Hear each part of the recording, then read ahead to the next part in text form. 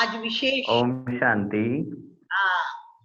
आज विशेष हमारे आदरणीय भ्राता हेमंत भाई जी के द्वारा हम क्लास सुनेंगे। ब्रह्मा बाप समान बनने के लिए कौन सा विशेष पुरुषार्थ हम करें, इस विषय पर हमारे हेमंत भाई जी अभी क्लास कराएंगे। आप वर्तमान समय पर शांतिवन में समर्पित रूप से रहते हैं, तो आप एक विशेष आत्मा हैं। राजयोगी ब्रह्मा कुमार हेमंत भाई का लौकिक जन्म महाराष्ट्र प्रांत के जलगांव में समाज सेवी धार्मिक प्रवृत्ति के परिवार में हुआ। आपने बीसीएम तथा बीएससी डिग्री प्राप्त की। शिक्षा पूरा करने के बाद आप सेवा के निमित्त उनके सेवा करने का छोटेपन से ही उद्देश्य था। उस उद्देश्य के अनुसार आप ब्रह्मा कुमारीज के माउंट आबू राजस्थान, जहां पर मानवता की सेवा करते हुए जन जन को परमात्मा के ज्ञान का प्रचार प्रसार किया जाता है। वहां पर अन्य दैवी परिवार के भाई बहनें भी जाकर संपूर्ण सुख शांति आनंद प्रेम का अनुभव करके आते हैं। ऐसे विशेष स्थान पर आप 1990 से अपना पूरा जीवन इस ईश्वरीय सेवा में समर्पित किए। आप बाल्यकाल से ही ब्रह्मा कुमारी के संपर्क में आए हैं। बचपन में ही ये ज्ञान उनको प्राप्त हुआ है, परंतु फिर भी अपनी पढ़ाई पूरा करने के दृढ़ संकल्प से उन्होंने अपने लौकिक पढ़ाई पूरा करके बाद में इस ज्ञान को पक्का अपने जीवन में अपनाकर फिर समर्पित रूप से सेवा कर रहे हैं। शांतिवन में सिक्योरिटी डिपार्टमेंट में आप बहुत अच्छी तरह से गाइड विभाग कौन सा विभाग? गाइड विभाग में कोर्स देने के लिए गाइड म्यूजियम। ओके। गाइड विभाग में म्यूजियम का भी और अन्य सारे शांतिवन का भी गाइड विभाग में आप सेवाएं दे रहे हैं। और हेमंत भाई अनेक कलाओं से संपन्न, गुणों से संपन्न, भरपूर बहुमुखी प्रतिभावान आत्मा है। तो उनका व्यक्तित्व का यदि हम वर्णन करें तो बाबा ने अपना बनाया है, तो फिर क्या वर्णन करें। तो उससे ही सिद्ध होता है कि परमात्मा ने उनको अपना बना करके पलवा रहे हैं। तो इससे बढ़कर के और कौन सा भाग्य चाहिए, सौभाग्य चाहिए। ऐसे पद्मा पदम भाग्यशाली आत्मा है हमारे हेमंत भाई।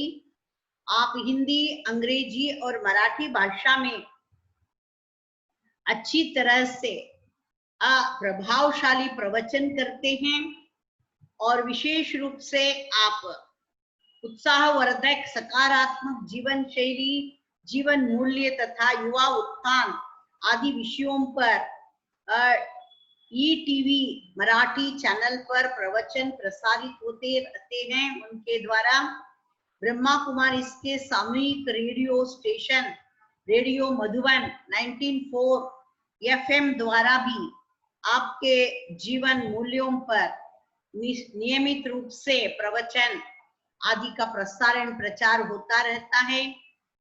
आपने अभी तक कुल 302 मूल्यों पर प्रवचन दिए हैं। आप एक कुशल लेखक भी हैं।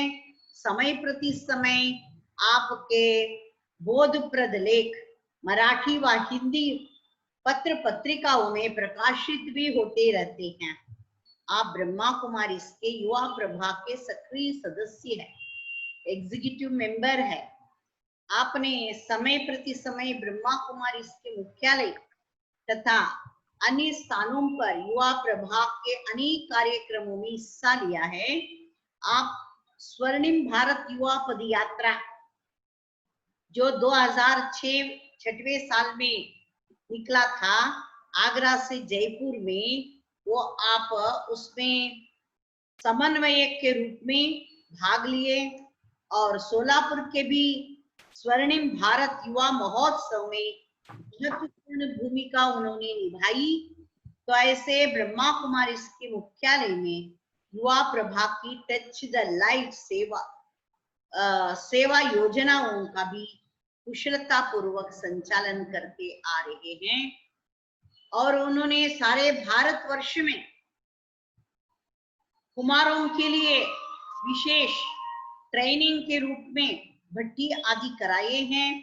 वैसे तो कुमारों की भट्टी कराने के लिए हमें गर्व की बात है कि सोलापुर में, पंढरपुर में 2 बार आकर के उन्होंने भट्टी करवाए हैं और युवाओं के, कुमारों के अंदर उन्होंने बहुत कुछ आत्मिक शक्ति भर करके गए हैं।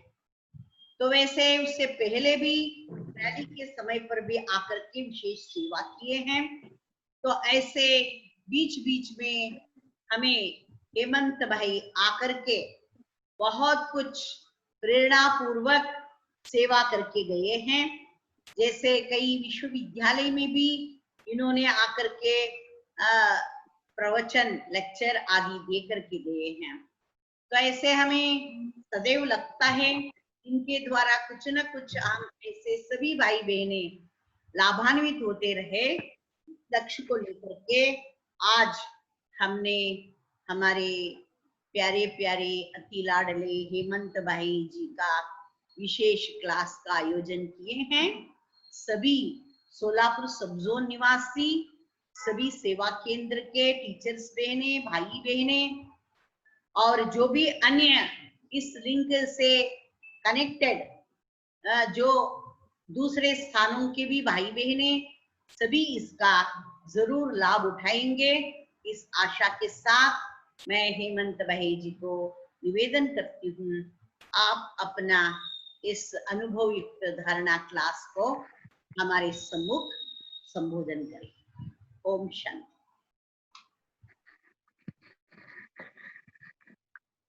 ओम शांति, ओम शांति, ओम शांति। सबसे पहले आप सभी ब्रह्मावत्सों को हमारे श्रेष्ठ विश्व कल्याण के पर्व की यादगार पर्व की श्री गणेश चतुर्थी की हार्दिक शुभकामनाएं। यूं तो बाबा के बच्चे जैसे बाबा विश्व कल्याणकारी है, सुख करता दुख हरता है, ऐसे ब्राह्मण बच्चे भी मास्टर सुख करता दुख हरता।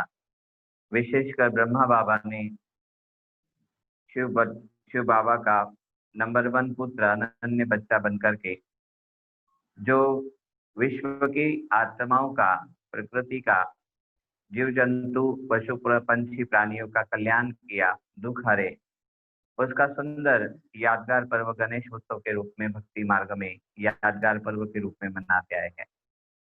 और खास करके महाराष्ट्र में भी इस सुंदर पर्व का आयोजन किया जाता है।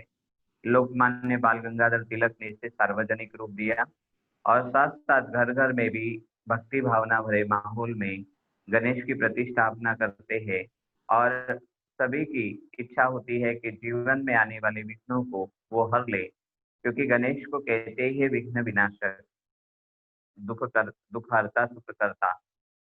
तो बाबा के बच्चे भी जो मास्टर गणेश है, विघ्न विनाशक है। तो आज हम वर्तमान परिवेश में जो सारा संसार एक बहुत बड़े विघ्न से गुजर रहा है और जिसके बहुत सारे विघ्नों के दुष्परिणाम, एक कोरोना महामारी का विघ्न सामने है और उसके दुष्परिणाम सभी ब्रह्मावत्सों के साथ साथ सारे विश्व की आत्माओं के सामने है। तो उस विघ्न को हम अपनी योग शक्ति से, अपनी श्रेष्ठ पुरुषार्थ की तीव्र रफ्तार से, जैसे ब्रह्मा बाबा ने लक्ष्य रखा कि मुझे स्वयं भी फरिश्ता बनना है, मुझे सारे विश्व की आत्माओं के विघ्नों को नाश करने वाला विघ्न विनाशक बनना है।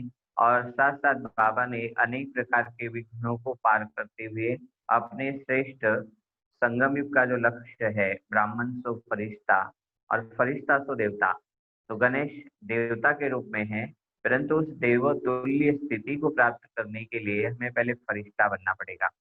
तो ब्रह्मा बाबा ने फरिश्ता बन करके इस विकराल दुनिया के देह और देह की दुनिया के रिश्तों को मन बुद्धि से भुलाकर सारे विघ्नों पर, जो भी परमात्मा पथ में या विश्व कल्याण के पथ में सारे संसार को सुख देने के इस मार्ग में जो विघ्न बाधाएं आई, बाबा ने हंसते हंसते पार किए। ये तो कोई भी श्रेष्ठ लक्ष्य रखने के बाद एक पथ होता है, एक मार्ग होता है जिस पर मार्ग क्रमण करते हुए हम अपने लक्ष्य को प्राप्त करते हैं। तो ब्रह्मा बाबा अपने जीवन काल में एक गहन तपस्या के द्वारा, आत्मचिंतन, आत्ममंथन के द्वारा, सेल्फ रियलाइजेशन से सेल्फ लिबरेशन के द्वारा एक श्रेष्ठ लक्ष्य की ओर अग्रसर हुए और उन्होंने एक बाबा की लगन की मगन, एक विश्व कल्याण के कार्य के लगन में निकले, शिव बाबा की यादों में मगन हो गए और जो रास्ते में विघ्न आए उनको योग की अगन से बाबा ने सारे विघ्नों का विनाश किया। हम भली भांति परिचित है, आरंभ काल में यज्ञ इतिहास में जब ओम मंडली की स्थापना हुई तो कितने पवित्रता के कारण झगड़े हुए और इस रूहानी अश्वमेध रुद्र ज्ञान यज्ञ में विघ्न पड़े, परंतु सबसे पहला ब्रह्मा बाबा का उस विघ्नों पर विजय प्राप्त करने का हथियार था, ब्रह्मास्त्र था, वो था निश्चय बुद्धि। स्वयं पर निश्चय कि मैं कलप पहले वाला विजयी परमात्मा का अनन्य पुत्र हूँ, शिव पुत्र हूँ। गणेश को शिव पुत्र के रूप में कहते हैं। साथ साथ परमात्मा इस कार्य के लिए मुझ आत्मा को निमित्त बनाने वाले हैं, वो सर्वशक्तिवान है। साथ साथ जो दैवी परिवार बाबा के साथ था उस पर भी बाबा का निश्चय था, और केवल दैवी परिवार नहीं पर सारे विश्व को, प्रजा को पुत्र के रूप में मान करके बाबा ने स्वमान धारण किया था, मैं प्रजा का पिता हूँ। और साथ साथ विश्व नाटक के नियमों पर नीति और निश्चित किए गए इस बेहद सुख दुख निंदा स्तुति हानि लाभ जय पराजय के खेल पर बाबा का 100% निश्चय था। और जो भी समय अनुसार विषम परिस्थितियां या प्राकृतिक आपदाएं आती थी या सामाजिक तौर पर कोई विघ्न होते थे, स्वयं के शारीरिक परीक्षाएं बाबा के सामने आई, तो बाबा ने निश्चय के बल पर एक बल एक भरोसा प्रभु समर्पण करके मन बुद्धि को सर्वस्व समर्पण के द्वारा, निश्चय बुद्धि के द्वारा बाबा ने हर विघ्न को पार किया। और यज्ञ इतिहास की सारी विस्तृत कहानियां, यज्ञ कहानियां आप सभी जानते हैं। यज्ञ में एक समय ऐसा भी आया था जब आबू में आए तो धन आदि सब समाप्त हो चुका था, 12 बजने के पहले भोजन के लिए अन्न का दाना भी नहीं था। जो भंडारी थी बाबा के पास गई तो बाबा ने कहा, बच्ची पोस्ट आने के समय मेरे पास आना। तो जैसे पोस्ट आने से पहले भंडारी उनके पास, भोलानाथ भंडारी की इंचार्ज दादी जी गए, तो बाबा ने कहा कि बच्चे ये यज्ञ किसका है? ये बाबा भोलानाथ का यज्ञ है और बच्चे बाबा के हैं, मेरे नहीं। तो बाबा को इतना निश्चय था, तो इतनी आर्थिक मंदी के दौर में भी बाबा ने निश्चय बुद्धि से 12 बजे, जैसे 12 बजे के पहले पोस्ट आई, उसमें लिफाफे में पैसे आए और कैसे वो लिफाफे में आए पैसे से राशन लाया गया और बच्चों को समय पर भोजन मिला। बाबा की शारीरिक व्याधियां भी समय प्रति समय आई, लेकिन बाबा ने योग बल से भोग बल पर विजय प्राप्त की। अनेक विघ्न बाबा के सामने समाज वालों ने डाले, परंतु बाबा एक निश्चय बुद्धि, एक बल, एक भरोसे के आधार पर सारे विघ्नों को पार करते हुए अपने अंतिम लक्ष्य, जो ब्राह्मण से फरिश्ता ब्रह्मा से विष्णु का लक्ष्य बाबा का था, उसको बाबा ने बहुत प्यार से प्राप्त किया। बाबा का एक ही लक्ष्य था, मुझे बदलना है और संसार को परिवर्तन करके एक स्वर्ग में सारे संसार को, सुख में संसार को इस तरह पर लाना है। और बाबा ने अपने साथ सारे ब्राह्मण बच्चों को जोड़ करके बाबा एक आदर्श सैंपल बने। तो आज हम चलते हैं कि सामने जो इतना विकराल रूप, रौद्र रूप कोरोना वायरस के कारण है, जिसमें ब्राह्मण आत्माएं भी प्रभावित है, सारे विश्व की आत्माएं, जिसमें अलग अलग प्रकार के सीन, अलग अलग प्रकार के दृश्य सामने आ रहे हैं। कईयों की नौकरियां चली गई है, भय का माहौल है, चिंता है, डर है, परंतु घर में बैठ करके हम अगर उस विषयों पर केवल नकारात्मक चिंतन, व्यर्थ चिंतन करते रहे, आपस में नेगेटिव जो खबरें सोशल मीडिया से हमें प्राप्त होती है, अगर उस मीडिया की खबरों से प्रभावित होते रहे तो स्वयं हम दुखी हो जाएंगे और हम स्वयं के साथ साथ अन्य आत्माओं के दुख मिटाने में अक्षम हो जाएंगे, असमर्थ होंगे। इसलिए पहले हमें ब्रह्मा बाबा ने जो फरिश्ता बनने का पुरुषार्थ किया, उस पुरुषार्थ की ओर थोड़ा सा ध्यान दे करके गहराई से विघ्नों को पार करने के लिए हमें अपने स्वयं की रियलाइजेशन पावर को ज्ञान के मनन मंथन चिंतन के द्वारा बढ़ानी होगी। अब हम चलते हैं, पहले हम विघ्न विनाशक गणेश की विशेषताएं आज थोड़ा आपके सामने रखना चाहेंगे। विघ्न विनाशक गणेश को हाथी का मस्तक दिया। उसका केवल यही भाव है कि जब पार्वती माता ने अपने ही शरीर के निकले हुए मैल से वो प्रतिमा बनाई, प्राण फूके, तो उसके अंदर शक्ति तो आ गई, परंतु अहंकार आ गया कि मेरे सिवाय शक्तिशाली कोई नहीं है। और यादगार में जैसे कहानी बताई जाती है कि शंकर जी आए और उन्होंने उनका मस्तक काट दिया। तो पार्वती जब विवल हुई तो उन्होंने बताया कि नहीं, बुद्धिमानी के लिए हाथी जो है वो माना जाता है, बुद्धि का वो परिचायक है। तो उसके बाद में वो बुद्धि की देवी बने, बुद्धि के देव बने और उनके द्वारा अनेक शास्त्रों का निर्माण व्यास जी ने कराया। तो गणेश जी की जो शारीरिक आकृति है उसमें भी कई आध्यात्मिक रहस्य भरे हुए हैं। बड़े कान श्रवणशीलता के प्रतीक है, लंबी सूंड गुण ग्राहकता और संवेदनशीलता का प्रतीक है, बड़ा पेट जो है तोंद दिखाते हैं, तो वो पचाने की या विघ्नों को अपने अंदर समाने की या बातों को समाने का परिचायक है। जो कुल्हाड़ी वो ज्ञान का द्योतक है, हाथ की जो रस्सी है वो बिखरी हुई बातों को या समायोजनशीलता की कला का नाम है। मोदक मिठास की निशानी है और जब वो चूहा दिखाते हैं तो चूहा छोटी से छोटी विघ्न जो आते हैं हमारी समय संकल्प शक्ति को कुतर जाते हैं। चूहे की विशेषता हम भली भांति जानते हैं कि वो फूक फूक मार करके पैर को काटता जाता है, खून आ जाता है पर पता नहीं चलता। तो आज व्यक्ति से लेकर के विश्व तक, पर्सनली टू इंटरनेशनली, ग्लोबली, सारी जगह पर सारी समस्याओं के इतना पहाड़ तो कहे पर सुनामी आई हुई है। आर्थिक मंदी, नौकरियां जाना, घर में छोटे और जो बड़े हैं उनका भय और चिंताग्रस्त होना, कोरोना के कारण अनेक प्रकार की नेगेटिव बातें भी सामने सभी के हैं, पर हम उस नेगेटिव बातों का चिंतन करके अपने आप को एक विघ्नों के उस चादर में स्वयं को लपेट करके अपने मन को मूर्छित करना उचित नहीं होगा। तो इस कोरोना काल में, लॉकडाउन में, चाहे ब्राह्मण आत्माएं चाहे सारे संसार की आत्माएं हैं, इसका सकारात्मक पक्ष अगर हमारे सामने होगा तो हम इन परिस्थितियों से उबर ही नहीं सकेंगे। पर बाबा ने जो हमें विघ्न विनाशक या फरिश्ता बनाया हुआ है, पीस मैसेंजर बनाया हुआ है, उसके द्वारा हम सारे विश्व की आत्माओं का दुख और दर्द हम अपने भीतर के सुख शांति के अंजलि के द्वारा मिटा सकते हैं। तो जैसे विघ्न विनाशक के लिए मंगल मूर्ति कहते हैं, मंगल यानी सबका भला करने वाला, कल्याण करने वाला। तो ब्रह्मा बाबा ने जो फरिश्ता स्थिति को प्राप्त करने का पुरुषार्थ किया और बाबा अव्यक्त हो गए, तो भी देश विदेश में बाबा ने कभी अपना वीडियो रिकॉर्ड नहीं करा करके रखा, परंतु बाबा का जो फरिश्ता स्वरूप है, जो अंतिम स्थिति अव्यक्त वतन में हुई, कई देश विदेश के भाई बहनों को ब्रह्मा का फरिश्ता रूप में साक्षात्कार हुआ और उनके द्वारा अव्यक्त होने के बाद में भी बाबा ने सभी बच्चों के विघ्न विनाशक स्थिति के द्वारा, अपनी विघ्न विनाशक स्थिति के द्वारा बाबा आज भी बच्चों के सारे विघ्नों पर छत्र छाया बन करके सुख करता दुख करता का पार्ट बजा रहे हैं। तो चले हम थोड़ा सा इस विषय को, विघ्न विनाशक स्थिति ही फरिश्ता स्थिति है और फरिश्ता एक ऊंची अवस्था का नाम है जिसमें देह और देह की दुनिया के साथ जो हमारा दुखों का रिश्ता है, हम इस दुनिया के साथ जुड़ गए हैं। और जुड़ने के बाद जैसे एक पानी की टंकी होती है, अगर हमने उससे कनेक्शन ले लिया पानी का, तो क्या मिलेगा हमें? पानी मिलेगा ना। अगर पेट्रोल के टैंक से हमने कनेक्शन जोड़ा तो हमारे पास पेट्रोल ही आएगा। तो अगर हमने इस दुख भरी दुनिया की जो भीषण और विकराल परिस्थितियों का माहौल चल रहा है, इसके साथ अगर मन बुद्धि का रिश्ता जोड़ा तो क्या होगा? आज व्हाट्सएप खोलते हैं, टीवी खोलते हैं, न्यूज़पेपर खोलते हैं, तो सबसे पहली खबर कौन सी है? लगातार 4 महीने से हम न्यूज़पेपर के हेडिंग में देखते हैं कि ग्लोबली कोरोना के कितने एडिक्टेड है, संक्रमित है और कितने रिकवर हो रहे हैं, सारी बातें। 2-3 महीने तो कोई पेज ऐसे खाली नहीं था जिसमें बात नहीं थी।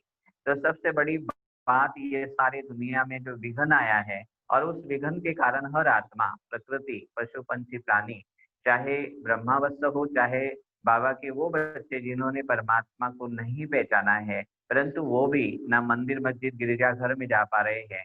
सेंटर पर बाबा के बच्चे नहीं पहुंच पा रहे। आज ऑनलाइन के कारण फिर भी थोड़ा-सा विज्ञान के साधन के कारण हम एक-दूसरे से जुड़ करके रो-रेहान कर सकते हैं, ज्ञान योग की ताकत को अपने आप को सशक्त बनाने के लिए ले सकते हैं। परंतु जब तक हम बाबा के गहरे ज्ञान के एक-एक स्टेजेस का विवरण नहीं अपने अंदर समझेंगे, तो विधि से सिद्धि नहीं होगी। तो थोड़ा-सा हम आगे ले चलते हैं। बाबा ने क्या पुरुषार्थ किया? कुटिया में बैठा हुआ बाबा है, परंतु सारे विश्व की आत्माओं की परवाह करते हुए एक-एक आत्मा को प्रकाश दे रहा है बाबा। 2 बजे उठते हैं, जैसे भाऊ विश्व किशोर जी थे, वे मुंबई में थे, तो उनको दुःख मिला ना देह की बीमारी के कारण, पर बाबा उस प्रकाश के द्वारा, वो योग की अगन प्रज्वलित करके, बाबा की यादों में मगन होकर के और बच्चों के दुःख दर्द मिटाने की लगन बाबा ने लगा करके क्या किया? प्रकाश दी। बहुत सारी हिस्ट्री आज मुझे कल से याद आ रही थी, पर अभी हम वो हिस्ट्री में ना जाते हुए प्रैक्टिकल पुरुषार्थ की ओर आते हैं। तो विघ्न विनाशक स्थिति क्या है? सभी के विघ्नों को नाश करना और समस्याओं का समाधान करके उनको सुख शांति की अनुभूति कराना, ये है लास्ट फाइनल रिजल्ट गणेश की एक्टिवनेस का। गणेश एक बहुत सुंदर स्थिति है। गणेश कहो या आप फरिश्ता कहो, बात एक ही है। तो हम चलते, बाबा ने फरिश्ता स्थिति या गणेश की स्थिति को अपने भीतर में कैसे लाया? क्या ऐसा महीन और महान पुरुषार्थ बाबा ने किया?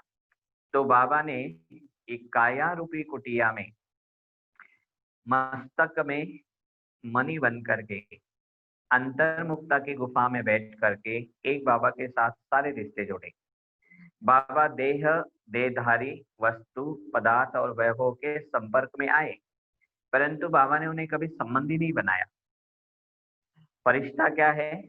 आज तक हमने बहुत सुंदर व्याख्या बाबा से सारगर्भित रूप में सुनी है। नहीं, जिसका देह और दुनिया के साथ रिश्ता, वो है फरिश्ता। जिसके सारे संबंध बाबा के साथ है, वो फरिश्ता है। परंतु और अगर आगे हम इसको विस्तार से देखते तो फरिश्ता क्या है? नहीं, जिसका देह, देहधारी वस्तु, पदार्थ, वैभव की सुखद या दुखद यादों के साथ रिश्ता, वो है फरिश्ता। फरिश्ते को पता ही नहीं है, गणेश को पता ही नहीं कि दुख क्या होता है। अगर गणेश खुद रोते बैठेंगे, अपना समस्या का पहाड़ अपने प्रयत्नों की हथौड़े से अगर तोड़ते बैठेंगे, तो दुनिया के विघ्न कैसे नष्ट होंगे? अगर हम स्वयं ही भारी होंगे, एक डॉक्टर अगर रोता रहेगा, तो दूसरे पेशेंट को कैसे ठीक करेगा? इसलिए पहले हमें खुद को एम्पावर करना पड़ेगा।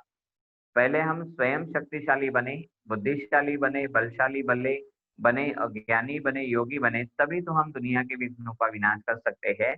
तो सबसे पहले हमारा मन का संपर्क सत्यम से, बुद्धि के सारे संबंध शिवम से और हमारे संस्कारों का मेल मिलाप सुंदरम से हो। और हम बाबा से ज्ञान गुण शक्ति लेते रहे। ब्रह्मा बाबा को रोल मॉडल के रूप में आगे रखे कि बाबा ने दैहिक व्याधियों में भी कितनी अच्छी तरह से योग शक्ति से उस विघ्न को समाप्त किया। आप और हम सभी जानते हैं कि बाबा की जब शल्य चिकित्सा ऑपरेशन होने वाला था, तो बाबा ने मूर्छित होने की जो दवा होती है वो नहीं लगवाई, इंजेक्शन नहीं लगवाया, लेकिन देही अभिमानी स्थिति, अशरीरी स्थिति के द्वारा ऑपरेशन हुआ। तो विघ्नों की बहुत लंबी लाइन है, पर हम उस विघ्नों की लाइन में न जाकर के सीधा आते हैं विघ्न विनाशक स्थिति या डबल लाइफ स्थिति हमारी कैसे बने। और विघ्न विनाशक के साथ साथ अगर हम इस फरिश्ता स्थिति को लेते हैं, तो हमें अपने तीव्र पुरुषार्थ को गति देने में भी बहुत मदद मिलेगी। तो चलते हैं, विघ्न विनाशक समझेंगे या फरिश्ता समझेंगे, बात एक ही है। अब इतनी सारी बातें, जहाँ चिंता है, भय है, डर है, एक खालीपन है, उदासी है, रिक्तता है, ये सारे विघ्नों के रूप है। ब्राह्मण आत्माएं भी सोच में पड़े कब मधुबन जाएंगे। कई भाई फोन करते हैं कि हम मधुबन के पहले तो सेंटर पर ही नहीं जा पा रहे। कईयों को प्रॉब्लम है कि घरों में बैठे हैं, तो कितना योग लगाएंगे। या मधुबन में बैठी हुई तो किसी कुमार ने कहा कि कोरोना का काल कब तक चलेगा और हम कब तक कैसे करेंगे। तो ये सारी जो विघ्न हमारी उन्नति में आए हैं, बाधा बने हैं, इसको हम कैसे निकालें? तो उसके लिए हमें पहले ज्ञान की जो विधि है उसको समझना पड़ेगा। ब्रह्मा बाबा का सबसे पहला जीवन में बहुत बड़ा निश्चय था नियति के नियमों पर, ड्रामा पर। बाबा हमेशा हर पल, हर घड़ी एक शब्द बार-बार कहते थे, बच्चे जो कुछ हुआ नथिंग न्यू। अब इस नथिंग न्यू को कहने के लिए हम कहते तो है, परंतु मन में, बुद्धि में कई प्रकार के सवाल होते हैं। हम स्वयं के और अन्य के विघ्न को समाप्त करके अपनी स्थिति को ऊंचा बनाना चाहते हैं, परंतु क्यों नहीं बना पाते? तो विघ्न विनाशक स्थिति या फरिश्ता स्थिति को प्राप्त करने के लिए आपके सामने हम 4 बातें रखेंगे। उसको कहेंगे फरिश्ता अथवा निर्विघ्न स्थिति बनाने के 4 चरण या 4 स्टेप्स ऑफ एंजेलिक स्टेज। पहला है हमारे हिसाब किताब। परम धाम से हम आत्माएं धरती पर आई हैं, तो जब आत्मा परम धाम में थी तो फुल प्योरिटी की पावर थी, 16 डिग्री सेलेस्टियल कंप्लीट थे हम, और पवित्रता की शक्ति के कारण हम जब धरती पर आए, सत्व प्रधान संस्कृति ने हमें दासी बन करके सुख दिया। परंतु जब हम देहधारी वस्तु पदार्थ और वैभव के संपर्क में आए और फिर उनको हमने संबंधी बनाया, हम उसके संबंधी बन गए। संबंध माना सम प्लस बंध, समान रूप से बन गए। जैसे मैंने कहा ये मेरा मोबाइल है, तो मेरा संबंधी हो गया ना, मेरा उसके साथ रोज का रिश्ता है, मैं उसको हैंडल करता हूँ और उससे मुझे कुछ चीजें मिलती है, कुछ मैं उसे देता हूँ। पदार्थों के साथ रिश्ता। तो जब द्वापर के बाद आए सत्य त्रेता युग में, तो हमारी बैटरी चार्ज थी, आत्म अभिमानी स्थिति थी, जिसके कारण हमें दुख का अनुभव नहीं हुआ। और साथ साथ हम आत्माओं की जो बैटरी चार्ज थी और भाग्य का खाता था पूरा था। लेकिन द्वापर के बाद इस सुख दुख के खेल में हमारा डाउनफॉल शुरू हुआ। कैसे हुआ?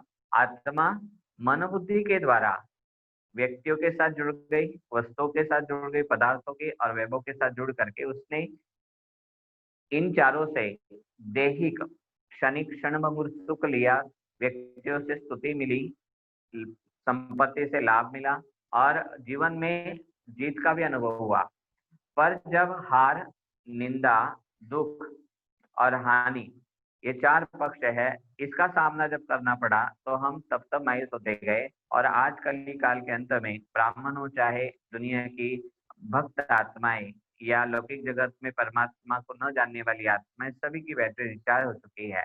और ऐसे समय पर कोई भी स्थिति से सामना करने के लिए शक्ति जो होनी चाहिए वो नहीं है। उसका कारण क्या है कि परमात्मा से कनेक्शन कट गया। अब परमात्मा ने आकर के हमें क्या किया? 2 बल दिए, एक है ज्ञान बल और दूसरा योग बल।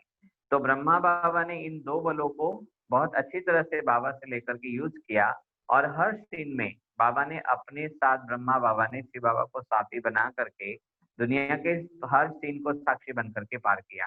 तो सबसे पहली चीज है कि हमें हिसाब किताब जो आते हैं, सबसे पहले दुख, हानि, हार या निंदा का जो सामना करना पड़ता है, वो व्यक्तियों से, वस्तुओं से, पदार्थों से, किसी न किसी के द्वारा हमें नेगेटिव अप्राप्ति वाली चीजों से सामना करना पड़ता है। लेकिन उस सामना करने के पहले जब हमारा कर्म का खाता बना, तो उसका आधार कर्म की गति है, पर हिसाब किताब सबसे पहला है।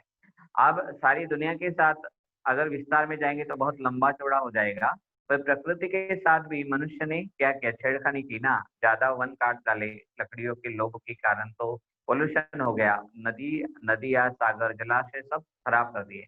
तो प्रकृति के साथ भी हमारा वैश्विक हिसाब किताब है, व्यक्तिगत नहीं। व्यक्ति का हिसाब किताब, राम ने श्याम को दुख दिया, श्याम ने फिर राम को दुख दिया, तो एक दूसरे व्यक्ति के साथ व्यक्ति का लेन देन है।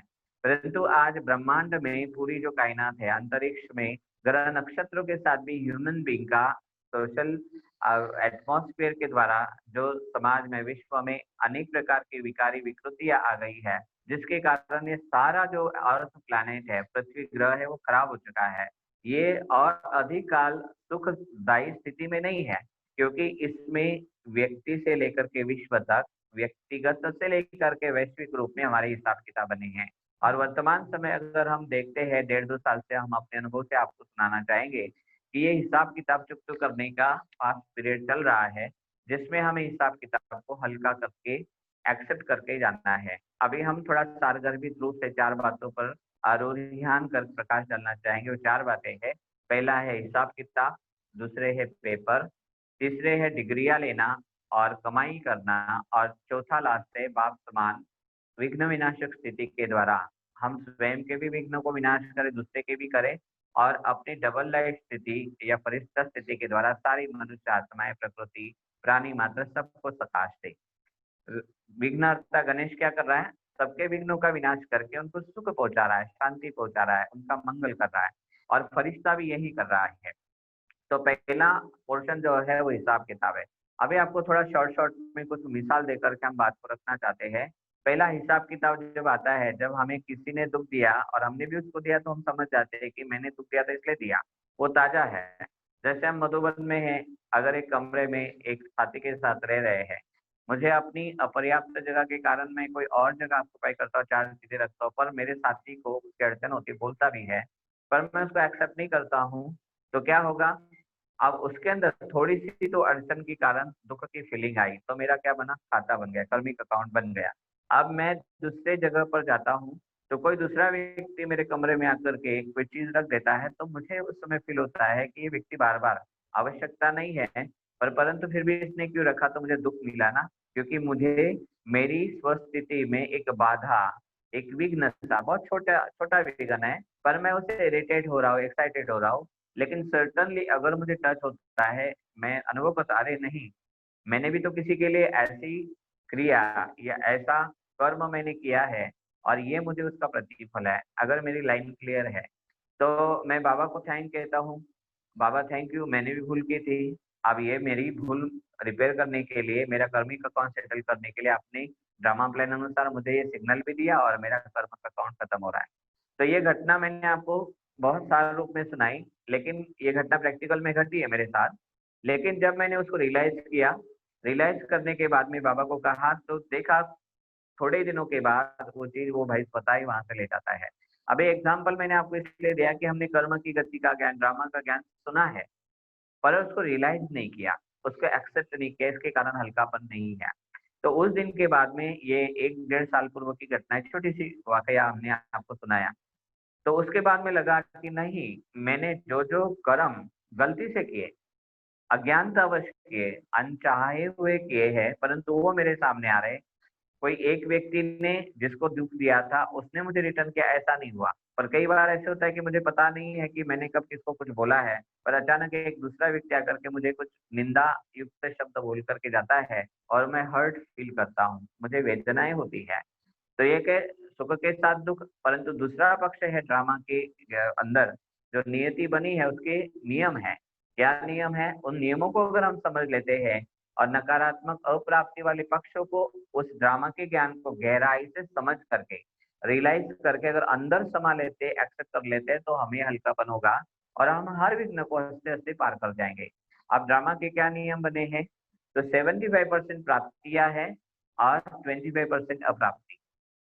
75% सुख है, तो 25% हमें दुःख, 75% आपकी महिमा होगी, उसके बाद में 25% आपको ग्लानि सुननी ही होगी। आपको लाभ कितना होगा? 1/4 हानि है और 3/4 आपको लाभ है और आपकी जीत सदा नहीं होगी।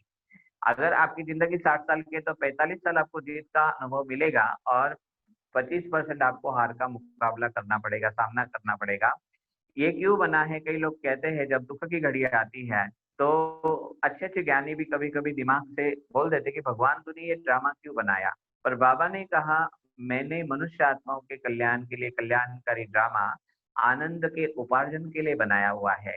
आप सोचिए, अगर सभी को सुख ही सुख सदा रहे, विघ्न आए ही नहीं, तो ज़िंदगी में जो मज़ा है वो नहीं होगा।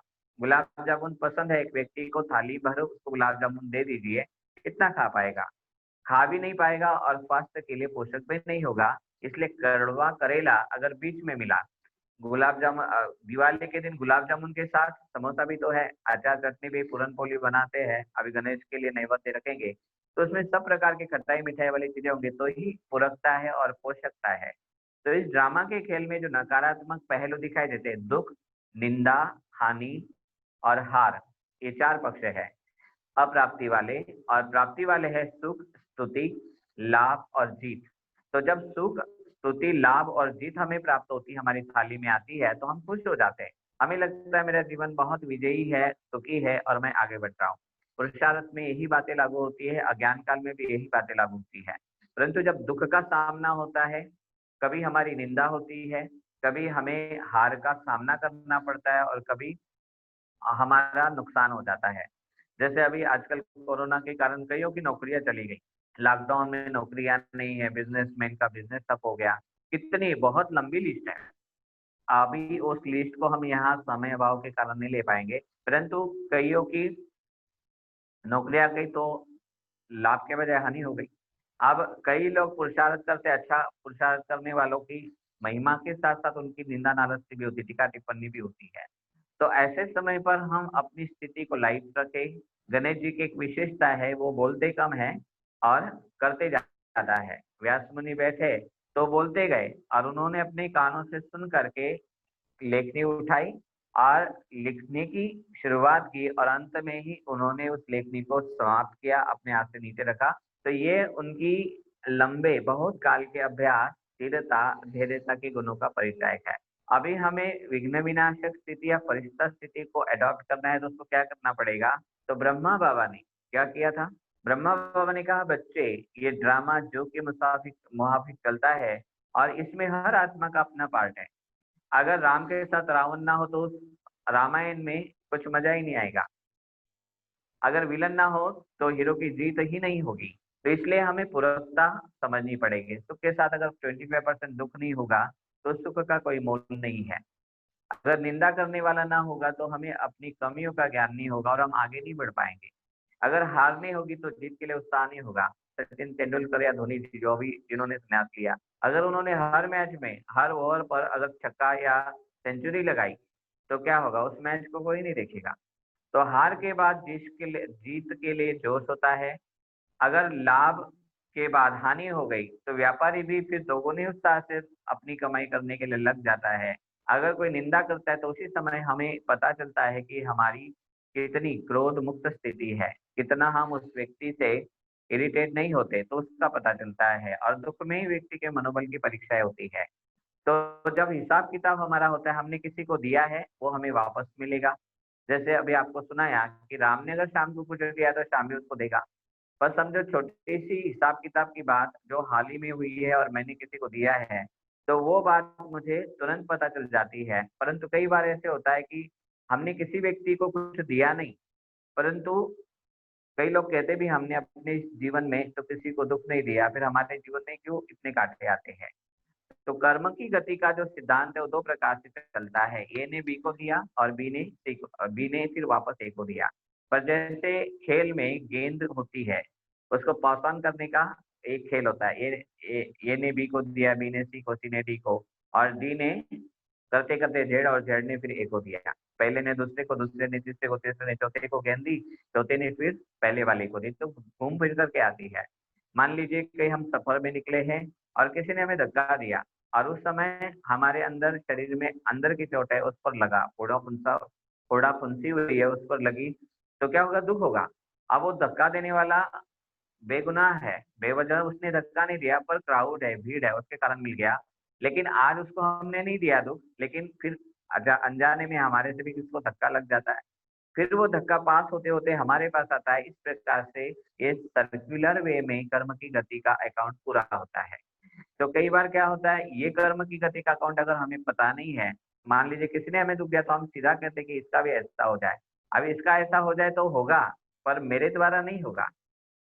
मैंने जिसको दिया, जिससे लिया, मैं दूसरे को पास करूँगा, दूसरा तीसरे को, ऐसे करते हुए चलेगा। कई बार कर्म की गति को सामने रखे तो कई जन्मों की कहानियाँ हैं। बाबा कहते हैं बांदीलियों को, मुरली में आता है, आपने भी सुना होगा कि अगर पत्नी मार खाती है, बांधेली है ज्ञान में चलने वाली, तो बाबा कहता है बच्ची तुम भी जब पति थी और तुम्हारी पत्नी होगी, बाबा समझाते हैं कि तुमको भी तुमने भी उसको पति बन करके, पत्नी बना करके मारा होगा, अभी वो रिटर्न कर रही है। तो अगर इस कर्म की गति सृष्टि नाटक के इस सुख दुख के राज और रहस्य को नहीं समझेंगे, स्वीकार नहीं करेंगे, तो हम हल्के नहीं होंगे। अगर जो खुद व्यथित है, बोझधारी है, जिसको जिम्मेदारी का ताज नहीं पर फिक्र का, चिंता का टोकरा सिर पर रखा है, और दूसरों का भी गन या दूसरों को सुख देने की बात कैसे कर सकता है? तो हमें पहले सबसे पहले हिसाब-किताब जब तो करने हैं व्यक्तिगत रूप से, हम आपको बताना ज़रूर चाहेंगे कि डेढ़ 2 साल में मुझे आत्मा के साथ ऐसे ऐसी बातें हुई, पर बाबा ने मुझे वो वर्तमान में जो हाल ही में ताजा-ताजा कुछ बातें अपने से हो जाती, जैसे राजा दशरथ की कहानी है। उसने पर्पसली कोई तीर श्रवण कुमार को नहीं चलाया, लेकिन उसको उसका श्राप ही वरदान बन गया। श्रवण कुमार के पिता ने कहा कि तुम अपने पुत्र वियोग में मरोगे, तो उसके लिए खुशी की बात थी, श्राप ही वरदान। और कैकेयी के लिए क्या हुआ? उसका वरदान उसके लिए श्राप बना। तो एक कर्म की गति है। दूसरी कर्म की गति भीष्म पितामह के सामने जो मृत्यु के लिए अर्जुन के द्वारा बाणों की शैया मिली। तो जब मृत्यु के पहले कृष्ण को भीष्म पितामह पूछते हैं कि मेरी मृत्यु ऐसे क्यों हुई? मेरे ही परपौत्र के द्वारा मुझे बाण मिले और वो शैया मिली। तो कहते हैं कि आपके बहुत जन्मों के पहले आप एक युवा राजकुमार थे, आप रास्ते से जा रहे थे, तो एक सर्प आ गया आपके रथ के चक्के के नीचे आने वाला था, तो आपने सैनिक को आदेश दिया कि इसको बचाने के लिए आप दूर फेंको। तो उसने भाले के नोक पर उसको पकड़ा और फेंका, तो दुर्भाग्यवश वो झाड़ी कंटीली झाड़ियाँ थी उसके ऊपर गिरा, तो ना वो वहाँ से निकल पा रहा था, ना प्राण त्याग पा रहा था, तो तड़प तड़प करके मरा। तो देखो भीष्म पितामह का जो हिसाब किताब बना व्यक्ति के साथ नहीं बना, प्राणी के साथ बना है। तो प्राणियों के साथ जीव जंतु है ना, वन्य प्राणी है। तो बोले इसके कारण आपका ये गति हुई है। तो भीष्म पितामह ने फिर प्रश्न पूछा कि मैंने तो इस जिंदगी भर इतने पुण्य किए, इतने वर्षों के बाद, इतने जन्मों के बाद मुझे ये क्यों मिला? तो फिर कृष्ण कहते हैं कि देखो आपका पुण्य इतना ज्यादा था, जिस पुण्य के कारण ये पाप दबा था, लेकिन उस पाप ने आखिर एक न एक दिन अपनी फल निकाली और आपको भोगना पड़ा। तो ब्राह्मण आत्माएं भी कई बार अपने थाली में जब कड़वे ग्राह होते हैं, कड़वी चीजें परोसी जाती प्रकृति या इस सामाजिक खेल में, तो हम भाव विवल हो जाते हैं। मैंने तो बहुत अच्छे कर्म किए, तो अच्छे कर्मों से बाबा ने हमें अच्छे फल दिए हैं। परंतु कर्म की गति का नियम यह है कि अगर आपने अच्छा कर्म है तो पुण्य फल मिलेगा सुख के रूप में, और अगर पाप कर्म है तो उसका दुख के रूप में पाप का फल मिलेगा। तो जो खुशी खुशी से अपने सारे कर्म का फल स्वीकार कर लेगा, वो हल्का बनेगा। एक छोटी-सी बात ब्रह्मा बाबा के जीवन की सुनाते हैं। एक वरिष्ठ भाई थे, जिन्होंने देह त्याग किया। बाबा के साथ वो चल रहे थे। जब मधुबन में थे, तो इतना पहले सारी सुविधाएँ नहीं थी, कंकड़ वगैरह थे, पत्थर थे, तो बाबा चल रहे थे। तो बाबा को ठोकर लगी और अंगूठे से थोड़ा खून निकला। तो बाबा के मुख से निकला कि पता नहीं कौन से जन्म का विकर्म है, जो और कितने विकर्म मुझे और शुभ तो करने हैं। तो ब्रह्मा बाबा ने क्या किया, एक तो हिसाब किताब जो थे, बाबा की शारीरिक व्याधियाँ थी।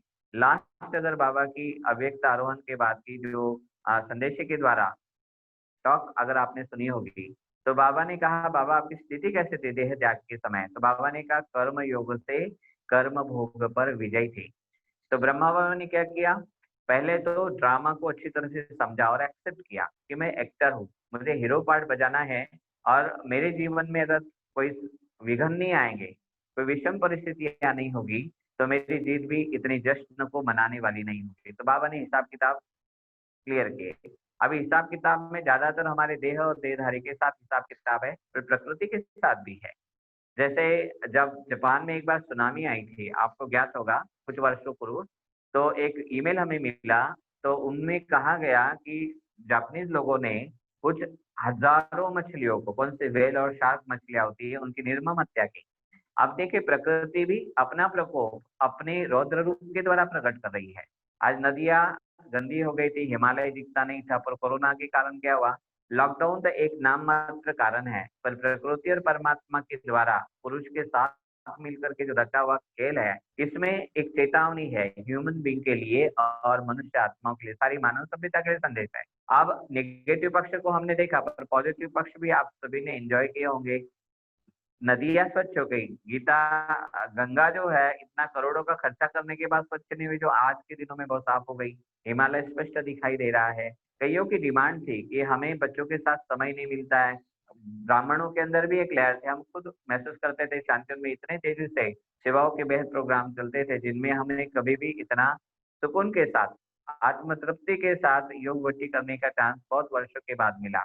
आज शांतिवन की अगर हम बात करते हैं, तो 4 महीने से इतना सुंदर वातावरण, जैसे सूक्ष्म होतन शाम को सुबह के समय लगता है। सारे दिन बाबा के महावाक्य व्यक्त बाप दादा के क्लिप के रूप में बजते हैं और हर कमरों में वो धुन है। हर ब्राह्मण बच्चा जो है समर्पित यज्ञ में, चाहे वो नया है पुराना है, सब बाबा का कमरा हमेशा फुल मिलता है। तो देखो, जो सारे आत्माओं के जीवन में जो विघन थे, किसी का विघन क्या था, ज्ञानियों के लिए समय ही नहीं था, किसी के लिए आपस में लौकिक जगत में आपस में बातें करने के लिए ही था। तो इस जो विपदा का समय है, इसको हम नकारात्मक पक्ष को ना देखें केवल, पर सकारात्मक पहलुओं को भी हम ध्यान दें। ब्रह्मा ने क्या किया, जो जो प्राप्तियां थी, जो जो लोगों के साथ व्यवहार हुए, उस समय बाबा ने प्रजापिता ब्रह्मा हुए स्वमान धारण किया। एक अभी आपको एक उदाहरण सुनाते हैं, आप सभी ने सुना भी होगा। कोलकाता की घटना है। एक भाई ने बाबा के लिए बहुत भद्दा भद्दा प्रकाशित किया। कहा कि एक साइकिल रिपेयर करने वाला व्यक्ति था और वो आज दिनों कहता है कि मैं स्वयं श्री कृष्ण भगवान हूँ और मुझे 16,108 रानियां चाहिए। और अभी उनको 300 मिल गई है। दादी निर्मल शांता जी ने अपने स्वमुख से सुनाई ये घटना है।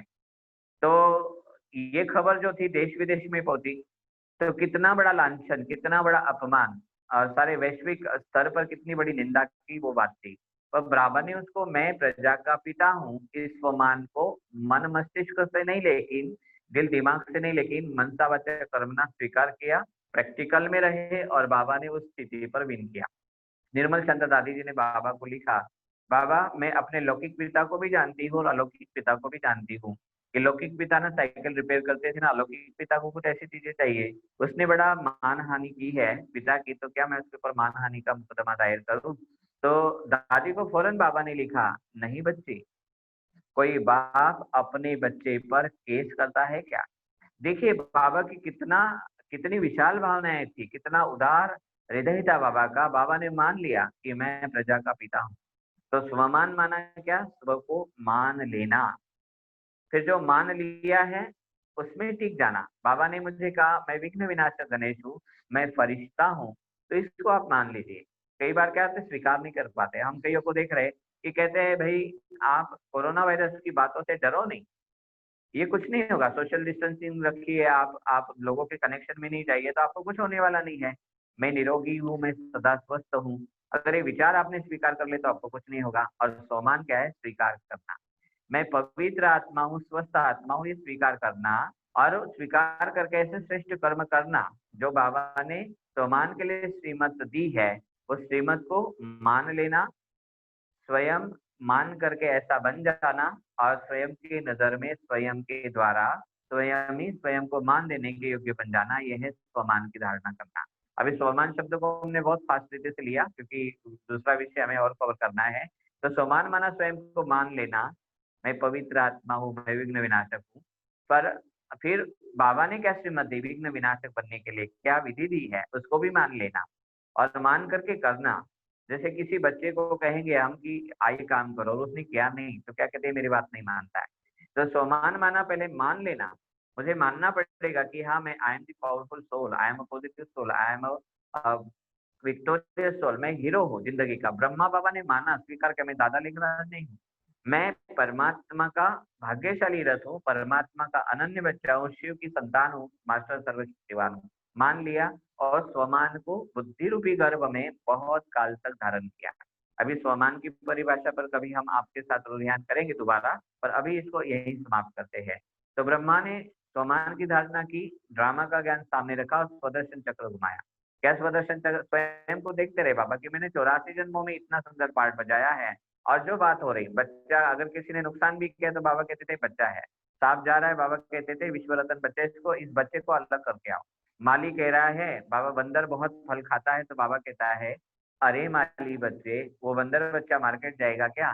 तो बाबा की दृष्टि बदल गई, दृष्टिकोण बदल गया, स्वयं को बदल लिया।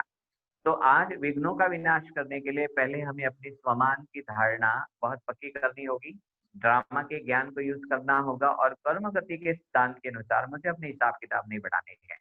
अब चलते हैं आगे वाले क्वेश्चन में। तो पहला चरण हमने बहुत फास्ट ट्रैक से कवर किया, हिसाब किताब।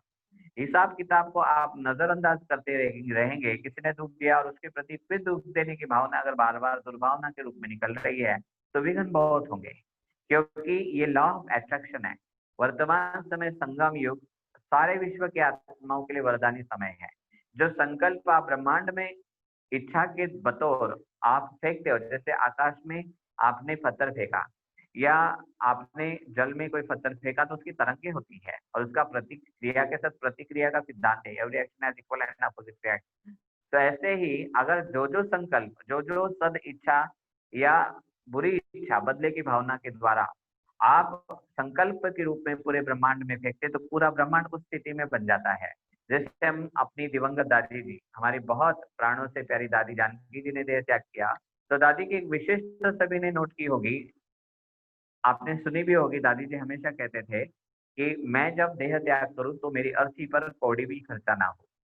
दादी ने बहुत बार किया और दादी की विल पावर, परमात्मा सत्ता के सामने ये बाबा दादी ने जो एक एप्लीकेशन डाला, तो परमात्मा ने प्रकृति के द्वारा विश्व नाटक में ऐसे-ऐसे सिचुएशन क्रिएट की।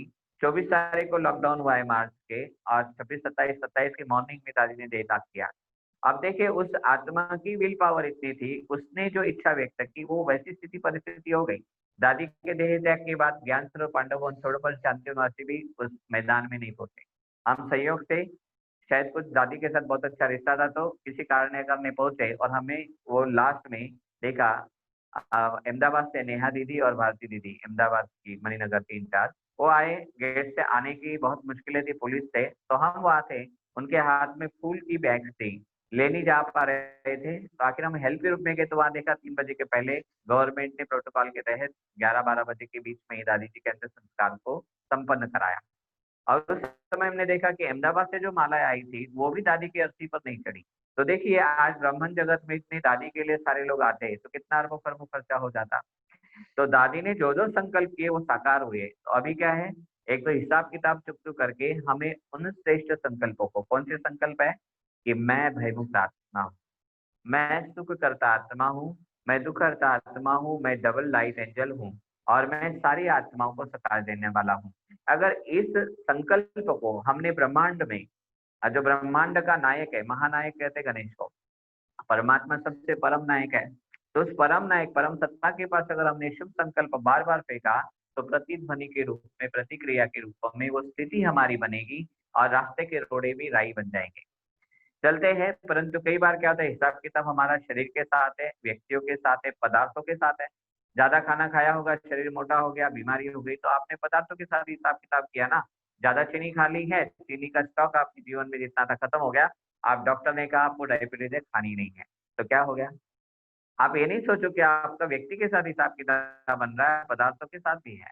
आपके पशु-पंछी प्राणी के साथ भी है, प्रकृति के साथ भी है। इसको हमें हँसते-हँसते नेगेटिव को पॉजिटिव में लेना है। कैसे करेंगे? समझ लीजिए एक व्यक्ति है, आप उसको बहुत शुभ भावना का दान दे रहे हैं। रात-दिन आपने श्रीमत को एक्युरेट किया पर वो नहीं बदल रहा है। कारण क्या है? वो बदलेगा नहीं। यहाँ पर हम कर्म की गति को और आगे ले चलते हैं। एक व्यक्ति है जिसने कोई उल्टा कर्म किया, चोरी की या किसी को थप्पड़ मारा, उसको सज़ा है, या किसी का खून कर दिया, तो उसको सज़ा होगी फांसी की, या फिर अगर आजीवन की है या 6 महीने की चोरी के कारण सज़ा है तो उसमें प्रावधान होता है। कि अगर आप 6 महीना जेल में रहो, या आप इतनी-इतनी राशि 1 लाख, 2 लाख, 15,000 जो भी है उसको देना पड़ता है। अभी एक व्यक्ति को मैं दुःख नहीं दे रहा हूँ, सुख दे रहा हूँ, पर वो मुझे दुःख दे रहा है और मेरे जीवन में दुःख, शांति, विघ्न है ना। स्थिति खराब करने का कोई भी कारण है, तो कारण ही विघ्न है। अब उसको हमें कैसे समाप्त करके मुक्त होना है, तो हर कारण का निवारण नहीं होगा, समस्या का समाधान नहीं होगा हर जगह। बाबा ने एक मुरली में बहुत क्लियर किया है, बच्चों आप समस्या को समस्या समझते हो और बुद्धि के हथौड़े से आप समाधान करने की कोशिश करते हो, रॉन्ग है। वो वास्तव में समस्या नहीं, वो आपकी ज़िंदगी का पेपर है। एक व्यक्ति है, जिस स्थान पर हम कोर्स करने के लिए बैठे, एक व्यक्ति है, बाबा का ही बच्चा है, परंतु बार-बार मोटी आवाज़ से बार-बार आता-जाता डिस्टर्ब करता, तो मैं सोचता ये व्यक्ति बदल जाए। मैं उसको बहुत अंदर से शुभ भावना का दान दे रहा हूँ, मुख से भी समझाने की कोशिश की पर नहीं बदल रहा है, तो क्या है? वहाँ मेरा शांति का अथवा क्रोध मुक्त स्थिति का पेपर चल रहा है। एक दिन मुझे बाबा ने कहा कानों में कि बच्चे तुम्हारे लिए पेपर है। अगर तुम क्रोध करते रहोगे और दूसरी जगह भी चले जाओगे तो तुम्हारी क्रोध की जो अंश और वंश की वृद्धि वो होती ही रहेगी और शांति का सद्गुण कब धारण करोगे? कब तुम्हारा शांति का खजाना जमा होगा? तो पेपर है। फिर अंदर से है बाबा फिर भी आत्मा का भी तो कल्याण है, तो बाबा ने कहा देखो अगर उसने दुख दिया है, समझो 100 रुपए मेरे से किसने ले लिए, तो मुझे दुख होगा ना। अब वो दुख का बदला कैसे देगा? अगर उसने मुझे 100 रुपए तुरंत दे दिए तो वो दुख में होगा, हिसाब किताब नहीं हो जाएगा। परंतु मान लो हजार कई सैकड़ों कई 10 वर्ष के बाद, 20 वर्ष के बाद भी कर्जा चुकाते नहीं है। बहुत ज़्यादा अमाउंट ले लेते हैं तो गवर्नमेंट क्या करती है, उसका सारा अ, सील कर देती, नीलामी करती, उससे आपको चुकाती। वो नहीं करता है तो फिर कहते हैं ऊपर वाली सरकार करेगी। तो ऊपर वाली सरकार कौन है? परमात्मा की ड्रामा एक पावर है, गवर्निंग पावर। और वो पावर के अनुसार क्या है, जिसने दुःख दिया है उसको जुर्माना लगता है। जितनी क्वांटिटी में उसने दुःख दिया है, उतनी क्वांटिटी और उतने लंबे समय तक क्वालिटी में 1 का पदम गुना उसको सुख देना है। हम सोचेंगे हमें राजा बनना है, पर कौन-सा राजा? सतयुग का। सतयुग के राजा की विशेषता क्या है? दास-दासी को भी लक्ष्मी नारायण कभी दास-दासी नहीं कहते, उसको अपने बच्चे मानते हैं और बच्चों को माँ-बाप क्या करते हैं? क्षमा कर देते हैं। तो मुझे उस क्वालिटी का राजा बनना है, तो आज मेरी वो परीक्षा हो रही है। वो सामने वाला व्यक्ति मुझे दुःख नहीं दे रहा, मेरी परीक्षा कर रहा है। एक 50 रुपए का मटका भी लेते हैं तो टक-टक करते भगवान हमें स्वर्ग की राजा ही दे रहा है। तो कोई आत्मा को ड्रामा ने परीक्षा लेने का ज़िम्मेदार ठहराया है, निमित्त बनाया है। स्कूल में जाते हैं, टीचर वही है पढ़ाने वाला, पर एग्ज़ामिनेशन के दिन वो पढ़ाई करने का जो कक्ष है, अध्ययन कक्ष, वही क्या हो जाता है? परीक्षा कक्ष हो जाता है, एग्ज़ामिनेशन हॉल हो जाता है और वही टीचर पर्यवेक्षक के रूप में आता है और वही टीचर क्या करता है? पेपर भी चेक करता है। तो ऐसे जब हम ब्राह्मण परिवार में हैं, हम लौकिक जगत में हैं, चाहे आप में बैठने वाले कई भाई-बहनें होंगे, माताएँ होंगी, ऑफ़िसेज़ में जॉब करने वाले गृहस्थ भाई होंगे, बिज़नेसमैन होंगे, अदर कुमार होंगे, अलग-अलग प्रकार के पेपर हैं। देखिए, पढ़ाई इतनी विस्तार की है, पर पेपर कैसे आएँगे? कोई बीए अगर पढ़ रहा है, फर्स्ट ईयर में है, तो उसको फर्स्ट ईयर का बीए का पेपर आएगा ना। कोई कॉमर्स का है तो उसको कॉमर्स के पेपर आएँगे, तो उसके विषय अलग होंगे। साइंस वाले को साइंस के पेपर आएँगे। तो बाबा कहते हैं बच्चे देखो यहाँ पद का पेपर का ये सिलसिला जारी है। सतयुग में किसी को लक्ष्मी नारायण अष्टरत्न में आने वाला है, तो उसको पहली का पेपर नहीं आएगा। पेपर उसी अनुसार होगा। पीएचडी वाले को पीएचडी का पेपर है और घर जो 10वीं पास होने वाला क्या बनेगा? चपरासी बनेगा। तो उसको वैसा ही पेपर होगा ना, तो वर्तमान समय अलग-अलग पेपर है। देखिए मधुबन में भी अपने पेपर सभी को देने हैं। अभी हम लोग हैं मधुबन के गेट के बाहर भी नहीं जा पा रहे हैं। शांतिवन के बाहर कभी पीएम पार्क जाते थे, वहाँ भी नहीं घूमने जाते। परंतु अंदर अगर हमने अंतर्मुखता की गुफा में बैठ कर के बाबा के साथ बहुत नवीन-नवीन योग के प्रयोग किए, ज्ञान का मनन चिंतन किया। अभी कई डिपार्टमेंट में सेवा नहीं तो क्या करते हैं, सब्जी डिपार्टमेंट में जाते हैं। तो कर्मना में भी नवीनता चाहिए। एक भाई ने उठ करके कहा कब तक हम इस लॉकडाउन में ऐसे बैठेंगे? तो वरिष्ठों ने कहा नवीनता चाहिए, रचनात्मकता चाहिए, नए-नए उमंग उत्साह भरे हमारे पास प्लान चाहिए, तो उसके कारण आपकी स्थिति अच्छी होगी। समय ऐसा आएगा, बाबा ने पहले से ही ये हमें बता दिया है। नई बीमारियाँ निकलेगी, परिवर्तन लाएगी, तो बीमारियाँ नहीं है, वास्तव में स्वस्थ स्थिति के लिए लगन में मगन होकर के योग की अगन हमारी प्रज्वलित हो और हमारी ज्वालामुखी अगन से विनाश ज्वाला प्रकट हो, इसलिए विघन है। विघन नहीं है, ये लगन की अगन को तेज करने के लिए, बाबा की याद में मगन होने के लिए ये हमारे लिए साधन मिले हैं।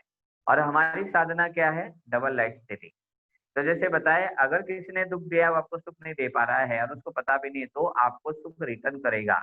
आपने जितना उसका दुःख प्यार-प्यार से खुशी से स्वीकार कर लिया, उसको क्षमा किया, मुख से बोला नहीं, पर उसके लिए दरिया दिल ऊँची उठाने की भावना, कल्याण की भावना, उसका मंगल करने की भावना रखी,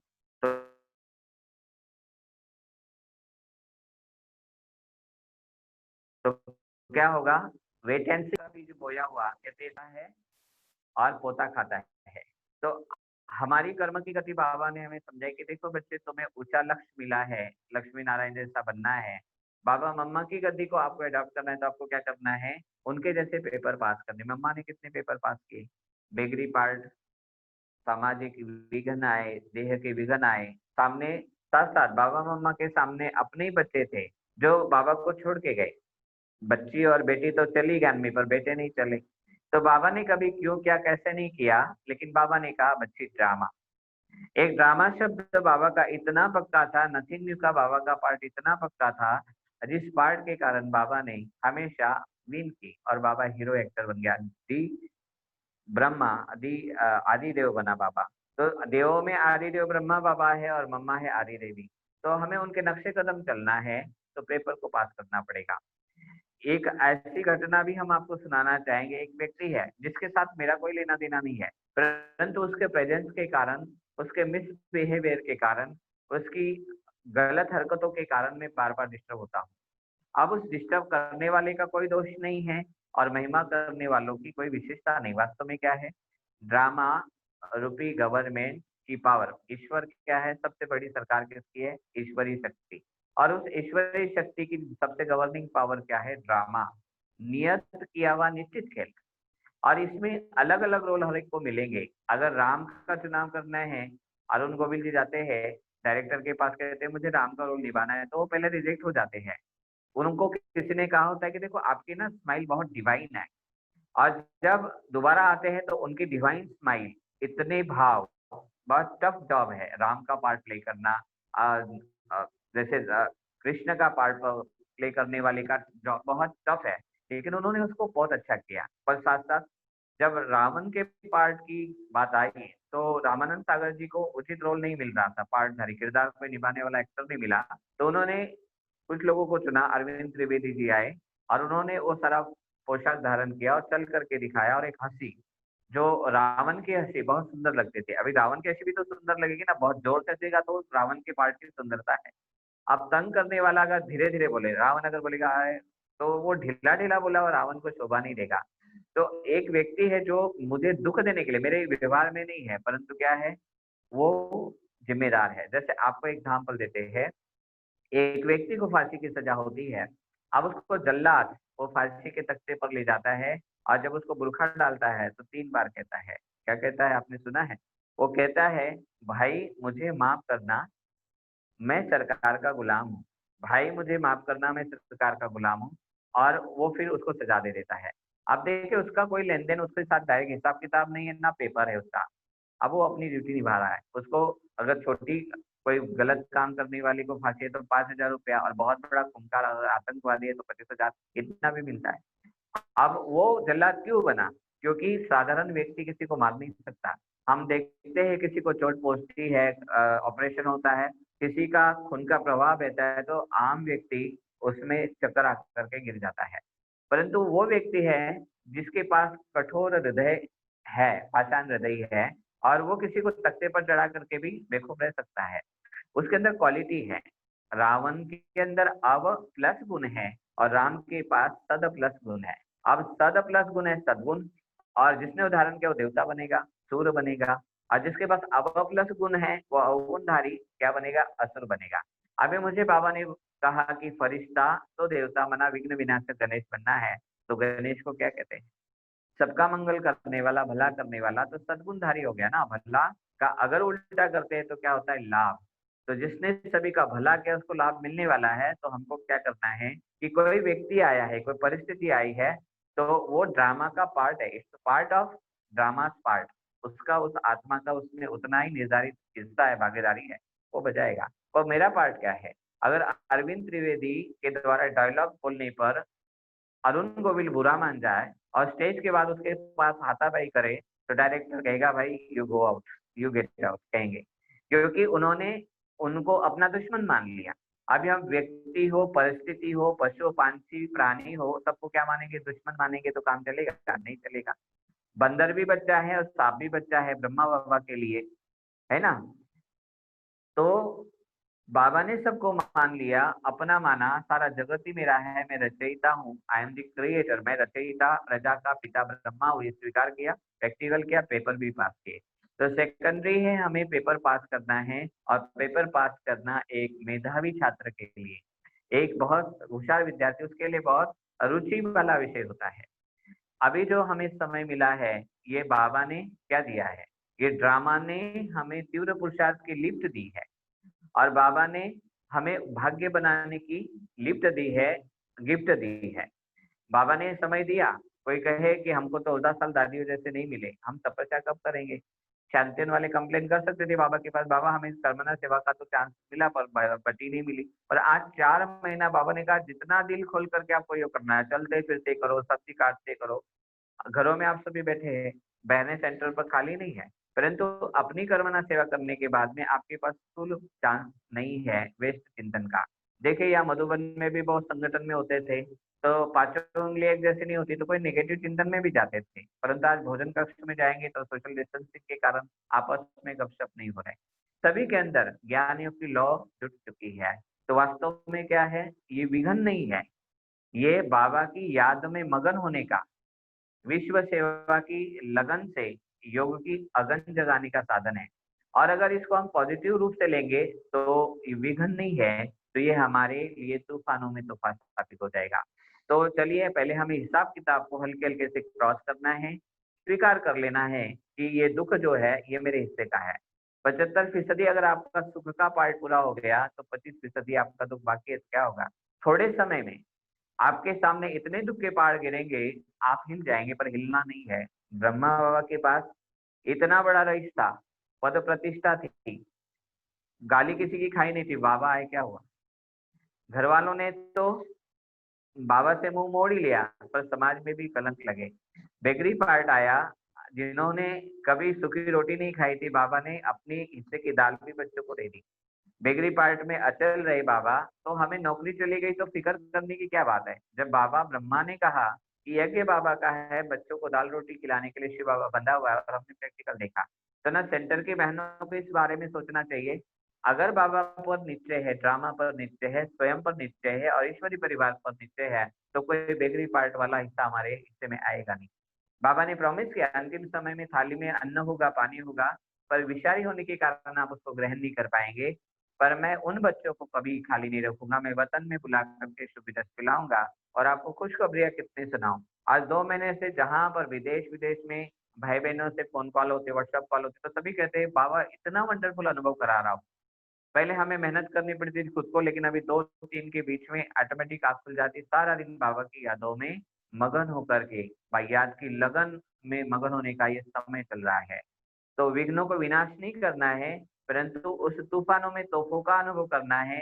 अगर आपको लगन होगी कि मुझे डबल लाइफ फरिश्ता बनना है। अब चलते फरिश्ते के और थोड़ा और 2 बिंदुओं के बाद फिर हम इस चर्चा को, रूरियान को थोड़ा समाप्त करना चाहेंगे। समय के अंदर समाप्त करने की जिम्मेदारी हमारी भी। पेपर पास हो गए। अब पेपर पास करना है तो लक्ष्य मिलना चाहिए। जैसे एक बच्चा है, उसको पीएचडी का लक्ष्य है, किसी को डॉक्टर, वकील, इंजीनियर बनने का है, पर किसी को लगता है नहीं मैं तो चपरासी बन जाऊंगा, कोई बात नहीं। अब पुरुषार्थियों में भी ऐसे दर्जे हैं, लेकिन मुझे क्या बनना है? अगर एक विद्यार्थी 100% का लक्ष्य रखता है और पुरुषार्थ करता है तेजी से, तो उसको हो सकता है 99 मिल जाए, परंतु 90 के ऊपर तो मिलने की गारंटी है। 90 वाले को 80, 80 वाले को 70, 70 वाले को 60 तो मिलेंगे। पर जो 35% लेकर के बैठेगा कि मैं चलो पास हो जाऊँ, सत्य में चला जाऊँ, दासदर्शी बन जाऊंगा, तो हो सकता है सत्य के बजाय त्रेता के शुरू शुरू में आ जाए। तो इसलिए लक्ष्य में दृढ़ता चाहिए। ब्रह्मा बाबा के पास लक्ष्य था, मुझे अहम ब्रह्मा सो विष्णु and विष्णु सो ब्रह्मा। और बाबा ने प्रैक्टिकल में विष्णु बनने से पहले अपनी फरिश्ता स्थिति को अडॉप्ट किया। देह में रहते हुए व्यक्ति, वस्तु, पदार्थ और वैभव की यादों से बाबा ने रिश्ता तोड़ दिया।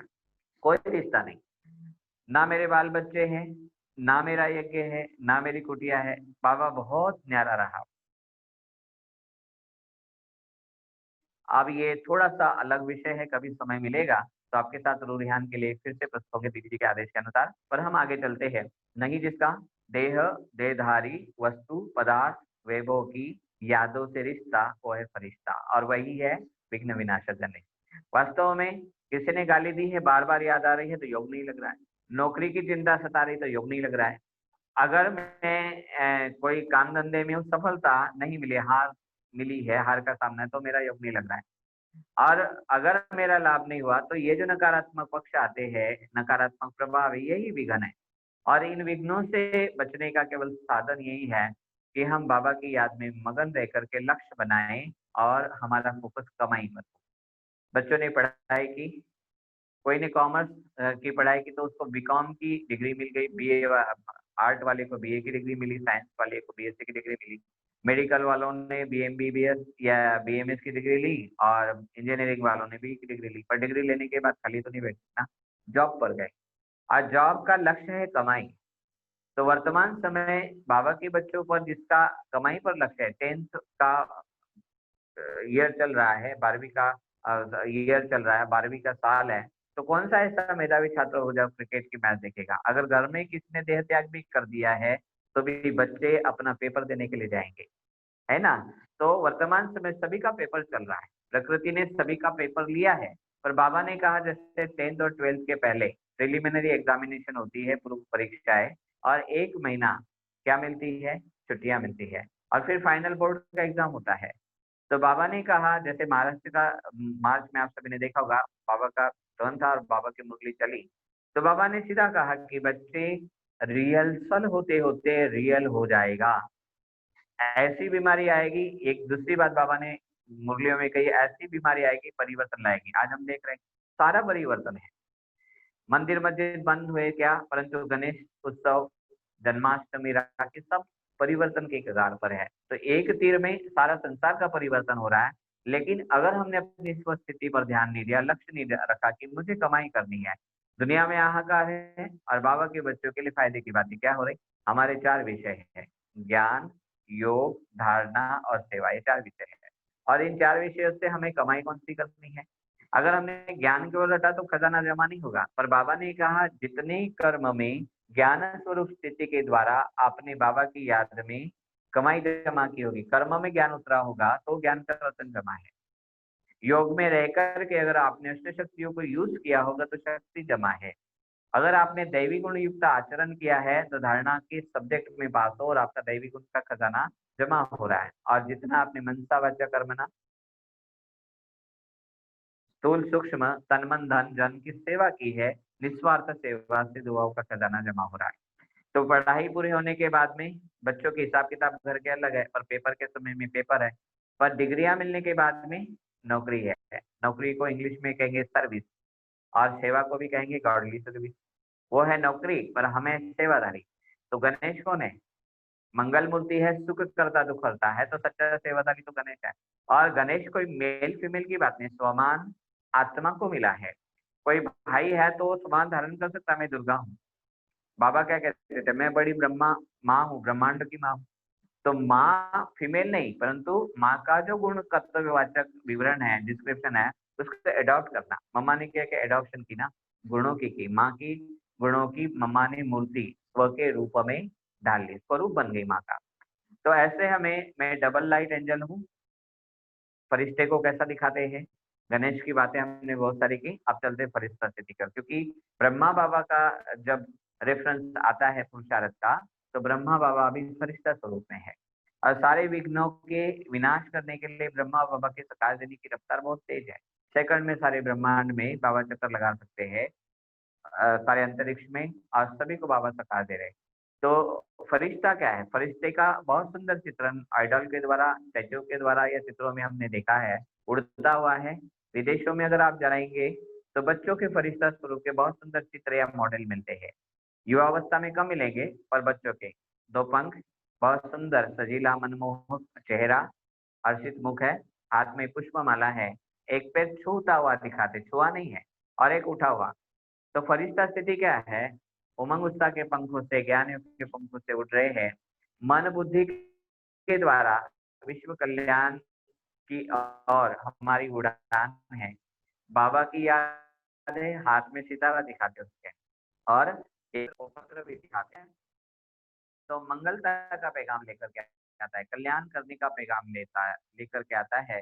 और ऐसे ही फरिश्ता भी क्या है? कल्याण का है। तो मैं देखो तो सोमान बोलने में अलग अलग है, पर जो बाप समान स्थिति है वो एक ही है। कृष्ण का विराट रूप दिखाते हैं, साकार रूप में तो अर्जुन ने जो देखा वो एक ही सिंपल मानव रूप में देखा, परंतु विराट रूप में देखा तो सारा संसार, सारी देवी देवता उसमें थे ना।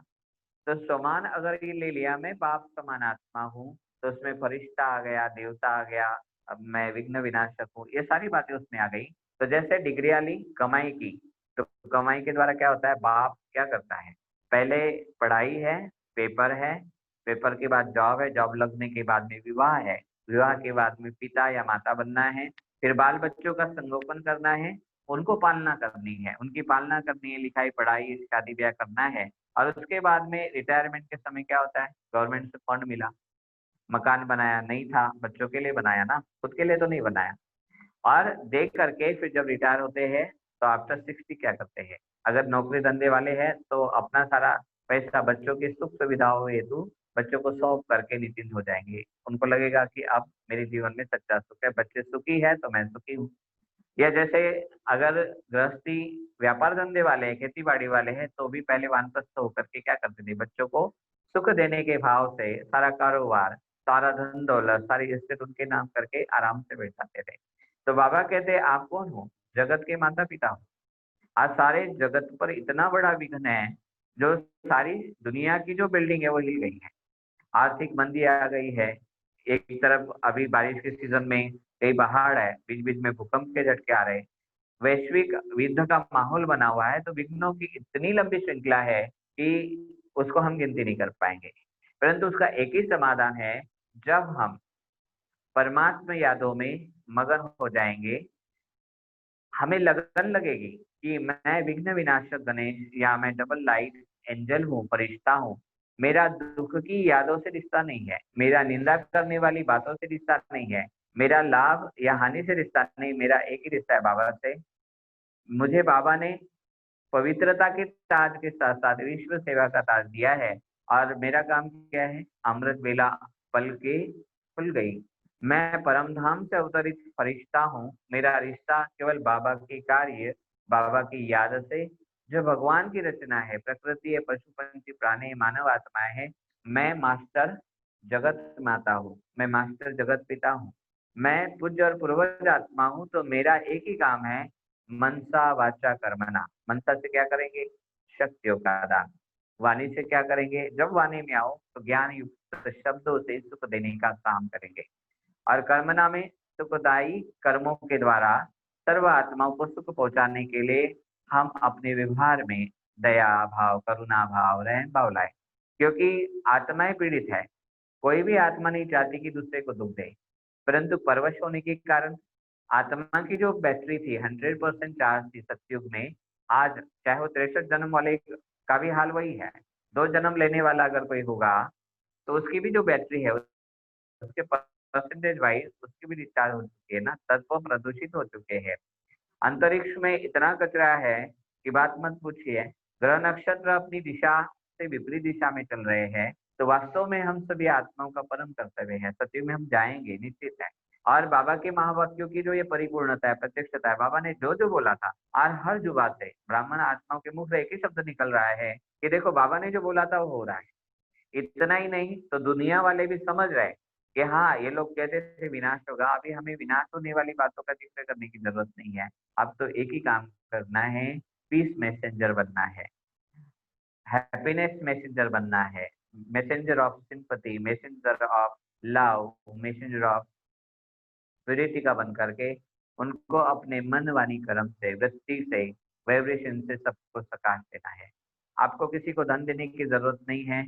अगर आप धन का सहयोग दे रहे, बहुत अच्छी बात है। कोरोना काल में हमने देखा कि हमारे सारे भारत में और विश्व में जो भी सेवा केंद्र ऑनलाइन सेवा कर रहे हैं, साथ साथ भारत में डोनेटर भी बहुत है। कईयों ने अन्न धान्य जो है भोजन ऑफर किया, कईयों ने फंड्स में फंडिंग की। तो ये चलो, ये दुनियादारी के हिसाब से तो ठीक है, परंतु सबसे बड़ी जो दवा है वो है दुआ। और ये दुआएं हमें निरंतर देनी है। पर निरंतर दुआएं कौन दे सकता है, शुभ चिंतक आत्मा ही दे सकती है। और उसके लिए फरिश्ता स्थिति अथवा गणेश को ज्ञान का देव भी कहते हैं, ज्ञान की देवता है। तो ज्ञान स्वरूप स्थिति के द्वारा हम किसी आत्मा के प्रति अगर नकारात्मक, बार बार सुनते हैं, नकारात्मकता आएगी। आप सोचेंगे विघन नहीं हो, ऐसा हो नहीं सकता। अगर परीक्षा देने के लिए बच्चा रेडी नहीं हो तो उसको ना डिग्री मिलेगी, ना कमाई करेगा, ना बच्चों को हैंड ओवर करेगा। जब हम ईश्वरीय विश्वविद्यालय में आ गए तो ये निश्चित है कि हमारा लक्ष्य है, हमारी पढ़ाई है, पढ़ाई है तो परीक्षाएं है, परीक्षा है तो डिग्री है, डिग्री है तो सर्विस है, सर्विस है तो कमाई है। और कमाई किसके लिए, तो हम सारे संसार के माता पिता है। हम जब बीज में कल्प वृक्ष के तने में बैठे हैं तो हमारा परम कर्तव्य है कि हमें अपने लिए सोचने का वक्त नहीं होना चाहिए। दादी जानकी जी कहते थे, मैं सेवा के बारे में नहीं सोचती हूँ, 95% मैं अपनी स्थिति पर ध्यान देती हूँ, 5% सेवा के लिए, और सेवा बाबा मेरे से कराता है। दादी जी अव्यक्त नहीं हुई, परंतु ब्राह्मण आत्माओं को बहुत स्ट्रांग मैसेज दे करके गई कि जीना है तो कैसे जीना है और दुनिया से जाना है तो कैसे जाना है। लास्ट में दादी जी जब प्रोग्राम था प्रेसिडेंट का, भारत के माननीय राष्ट्रपति जी का, तो दादी जी बोल रहे थे, दादी जानकी जी, दादी जी ने 3 शब्द कहा, सादगी, स्वच्छता, सफाई, सच्चाई, सफाई, सादगी। तो रामनाथ कोविंद जी जो हमारे माननीय राष्ट्रपति जी है, वो सुनना चाहते थे, समय अभाव के कारण हमारी अंसा दीदी ने इशारा की दादी नहीं बोलो, पर उन्होंने रिप्लाई बाद में अपने भाषण में किया कि देखो मैं दादी जी को सुनने के लिए आया था। तो दादी जी ने एक एक बात अपने संकल्प शक्ति से सिद्ध की। स्थिर चित्त महिला तो थी दादी जी, फिर हमने दादी जी को देखा, दादी जी उस काल में आए जब 80 साल से पार दादी की उम्र हो गई थी, और इतना बड़ा यज्ञ में क्या नहीं बातें होती है, 4 बच्चों को संभालते हैं तो बातें होती है ना। लास्ट में एक बात जो छूट गई वो आपके साथ शेयर करते हैं। आप में से कई माताएं होंगी तो बच्चों की तकलीफें हैं, कई भाई है, बहुत से कर्मचारी बात मान नहीं रहे हैं, जॉब चले गए, कुमार टेंशन में है, कन्याएं घरों में है, सेंटर में टीचर्स बने हैं। हर एक की अपनी अपनी समस्याएं है, पर समस्याओं का निराकरण नहीं होगा। समस्या नहीं है, ड्रामा में ये सीन आया है। आज 4 महीने से 5 महीने से यज्ञ में मधुबन में कोई नहीं आया, परंतु आज बाबा दाल रोटी नहीं, समय पर जो भी चाहिए बाबा के यज्ञ में बाबा के बच्चे सहयोग देने वाले हैं और कर रहे हैं, और बाबा के बच्चे सब बहुत आती इंद्रिय सुख के झूले में झूल रहे हैं। तो समस्या नहीं समझा। ऑफिस में जाते समय अगर एक भाई कहता है कि वातावरण ऐसा है, सब लोग टेंशन में है, पर बाबा ने कहा आप ऑफिसर बन के जाएंगे, बॉस बन करके जाएंगे, तो जो चिंता का टोकरा है आपको उड़ने नहीं देगा, विघ्न विनाशक नहीं बनेंगे, आप डबल एक परेशानी बनेंगे। तो ध्यान रखो, अगरबत्ती क्या कर रही है, इतना पूरा बदबूदार माहौल है, उसमें छोटी सी अगरबत्ती जल रही है, और जितनी जलती जाती है धीमी धीमी गति से उसकी खुशबुएं उस माहौल को खुशबूदार बना देती है। अगर एक घर में 4 बच्चे हैं, माताएं समझते हैं बच्चे हैं, बच्चे नहीं है, वो रचना है।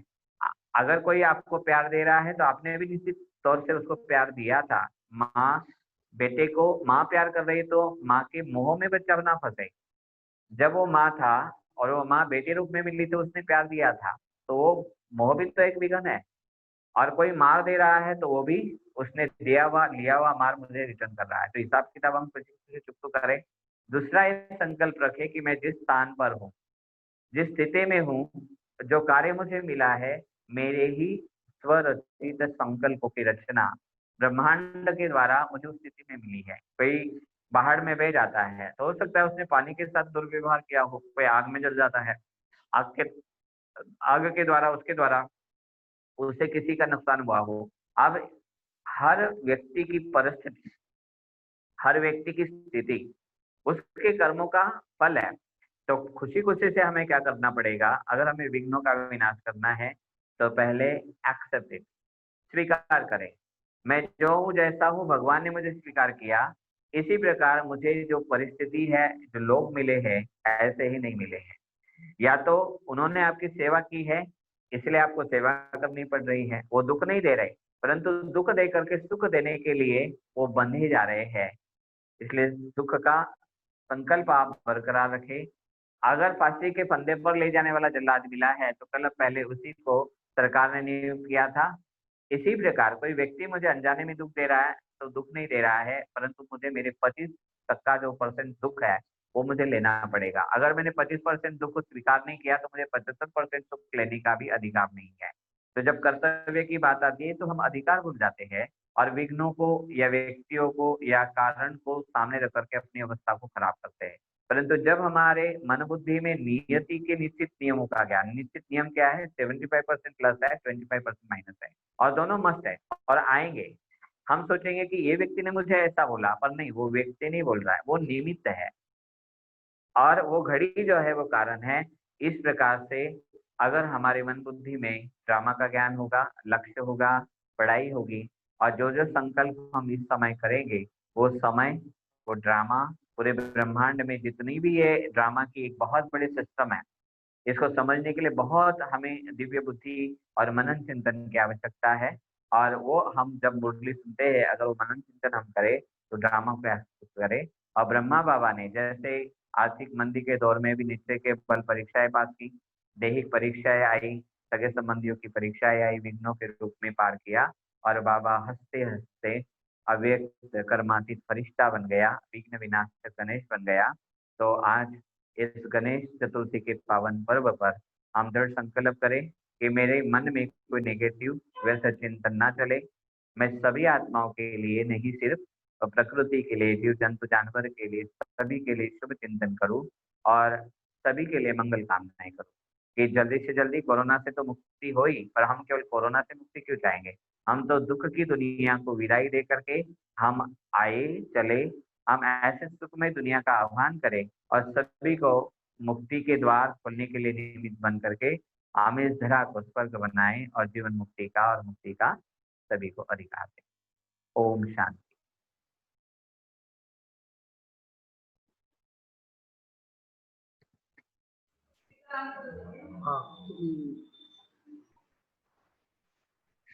ओम शांति। बहुत अच्छा लगा। बहुत लोगों ने आज विशेष ये क्लास सुने हैं।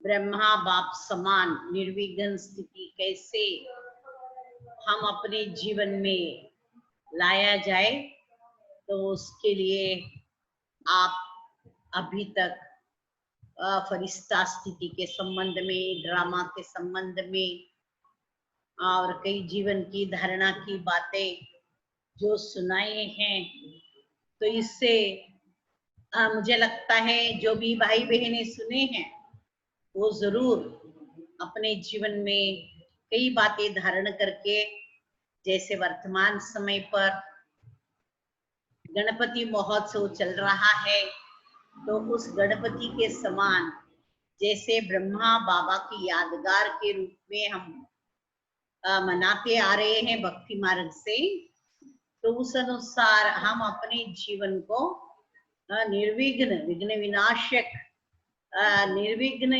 जो गणपति का यादगार है, ऐसे हम जरूर बनेंगे। मास्टर ब्रह्मा के समान जरूर बनेंगे।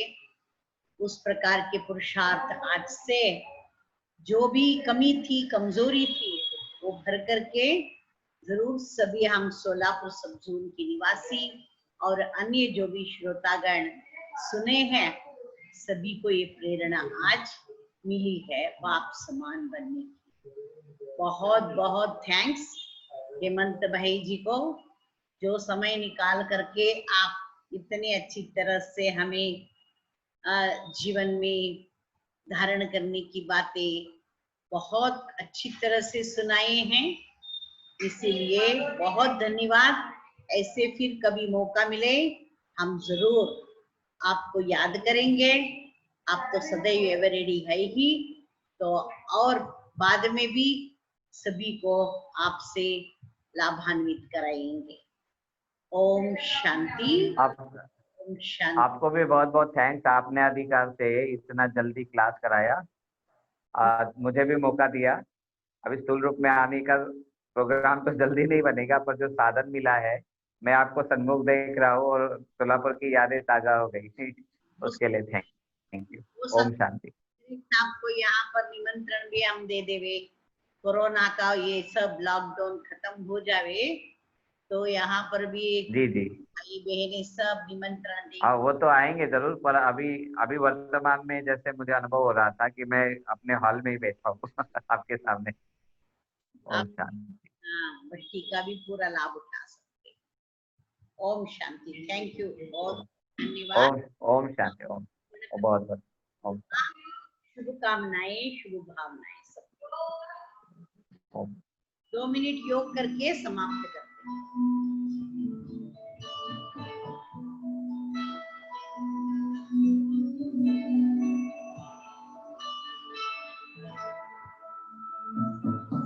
हम तो सदा खुश हुए दाता तेरी याद में, बिन मांगे सब कुछ है पाया, क्या मांगू फरियाद में। हम तो सदा महफूज हुए दाता तेरी याद में, बिन मांगे सब कुछ है पाया, क्या मांगू फरियाद में।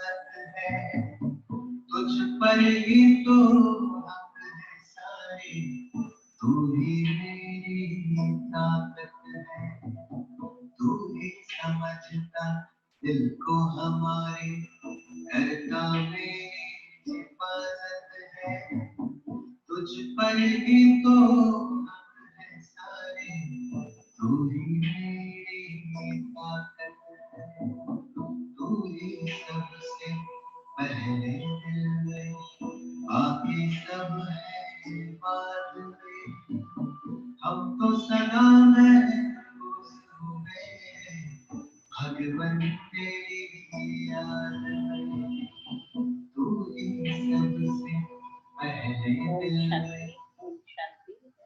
ओम शांति। ओम शांति। धन्यवाद।